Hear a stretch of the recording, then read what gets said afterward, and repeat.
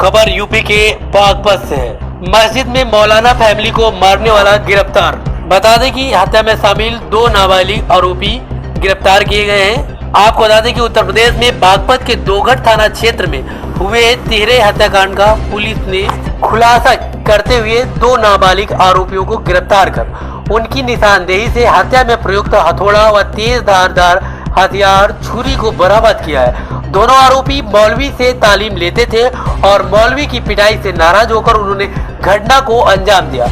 शनिवार को जनपद के दोघट थाना क्षेत्र के गांगन नौली गांव की मस्जिद परिसर में बने कमरे में 3 शव मिले थे।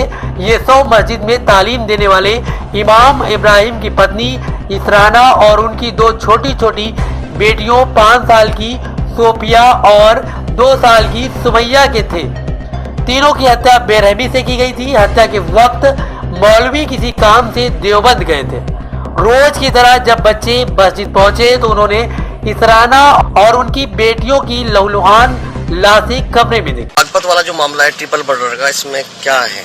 एक मेरी छोटी बहन थी, 2 भांजियाँ थी, इनका कत्ल किया गया है। हम ये रिक्वेस्ट करते हैं कि उनका खुलासा किया जाए।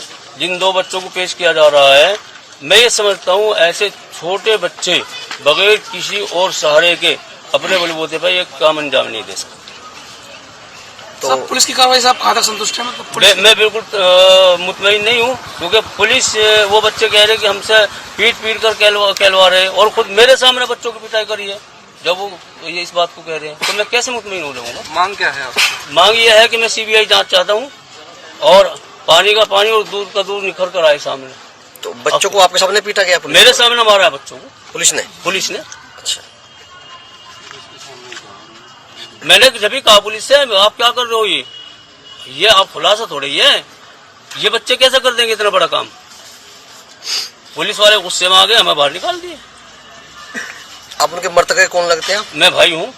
दिनांक 11 अक्टूबर 2025 को थाना दोघट अंतर्गत ग्राम गांगनौली में सूचना मिली कि एक मस्जिद जिसके ऊपर एक कमरे पर मस्जिद के मुफ्ती साहब अपने पत्नी और 2 बच्चों के साथ रहते थे और मुफ्ती कहीं किसी काम से बाहर गए हुए थे, तो वहां पर उनकी पत्नी और दोनों बच्चों का शव मिला। इस घटना पर तत्काल थाना police, CO Baraut, additional SP मेरे और स्वयं DIG महोदय के द्वारा भी घटनास्थल का निरीक्षण किया गया और तत्काल घटना के सफल अनावरण के लिए 7 टीमें लगा दी गई।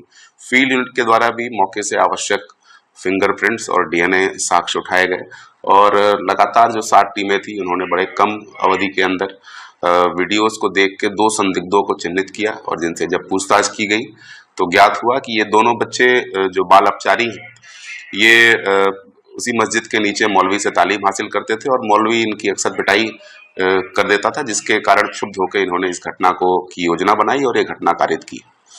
इन दोनों बाल अपचारियों के निशानदेही से घटना में प्रयुक्त हथौड़ा और छुरी बरामद हुआ है।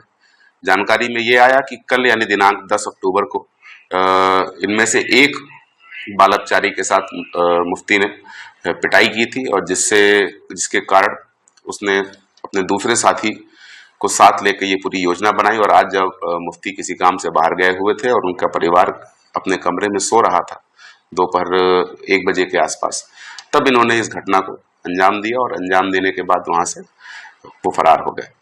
बड़े ही कम अवधि में पूरी बागपत पुलिस की टीम, SOG सर्विलांस और तमाम 6 थानों की टीम ने इस पूरी घटना को वर्कआउट किया है और दोनों बाल अपचारियों को अपनी कस्टडी में लिया है।